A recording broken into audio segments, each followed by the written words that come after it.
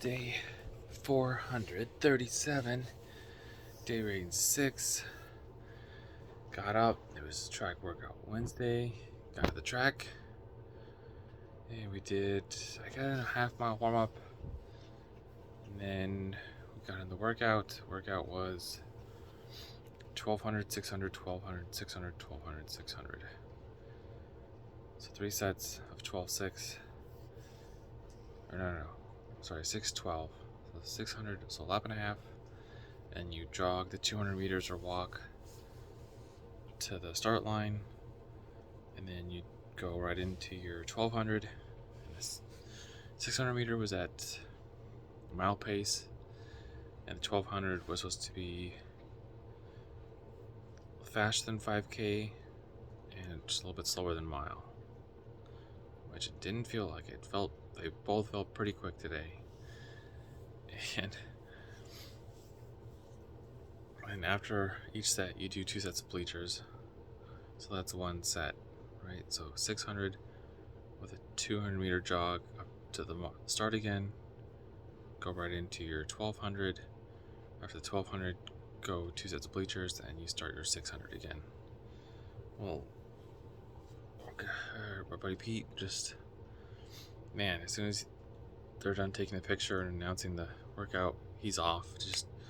Alright, he's jogging start line, and then boom, start. So my buddy Sam came back, which I haven't seen in a while. And so it was Sam, Greg, and myself trying to catch Pete. And I believe we stayed the same pace. And then for the 1200, I believe Greg kind of jogged up and got in front, and then just sat there. And they both just kind of sat like 1-2, 1-2, and I was behind them, and Sam slowly fell off. But he had a great workout. He's like, man, it's a lot tougher than I remember. And he's like, yeah, well, your first time back, you're going to feel great, and then you're going to be like, oh my gosh, my lungs are killing me. And so I kept about the same pace as them in 1200. They had just gotten in the lead, and I was trying to maintain. It didn't make sense to try to push and catch up to them, knowing there was more workout left. I was like, I'll just catch them on the recovery, on the bleachers, whatever it is. Well, got to the bleachers, and then they did 2 sets, and then I can't remember. I fell off just a hair. I don't remember how far away they got. At some point, they just started pulling away, and I thought I was kind of maintaining and if not gaining ground on at least the recovery. But the second set was fine. I mean, the legs were definitely burning for that 1200. I was just, I think, a little bit in the tank. We definitely started off more aggressive than normal. That's what I think it was. So it was a good effort all around. I mean, they felt good. I was feeling good. And those guys, Pete and Greg, are just rolling right now. So kudos to them. And so we started the second set, and then I'm not sure what happened, but somehow Greg got really far up ahead. And it's like, I don't know how, if he maybe skipped a set of bleachers or whatever and just jumped into it, but we were also supposed to have a 90-second rest after the bleachers. And he went straight from bleachers back into the workout. So I was just trying to play catch up the whole time. My legs were definitely fatigued today. Yeah, at one point, I think even the last set, my legs felt a little more fatigued than my lungs. My lungs felt like they were in a workout, but physically, my legs just were trying to recover and slowing down. So the pace got a little rocky. The effort was still there, which was good. But man, I was toast after that last 1200. And then the bleachers were just, okay, let's just hang on, get up, get down, and walk it off. I mean, a little bit of a cool down with Sam, and then Jason was there, so I cooled down with Jason a little bit too. And then Jason and I talked, and then kind of here's where the bad news comes in. I felt kind of good, felt great, and then I talked to my buddy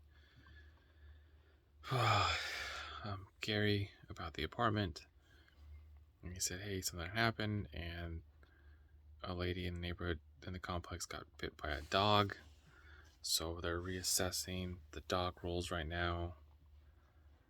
Which, I mean, it could mean that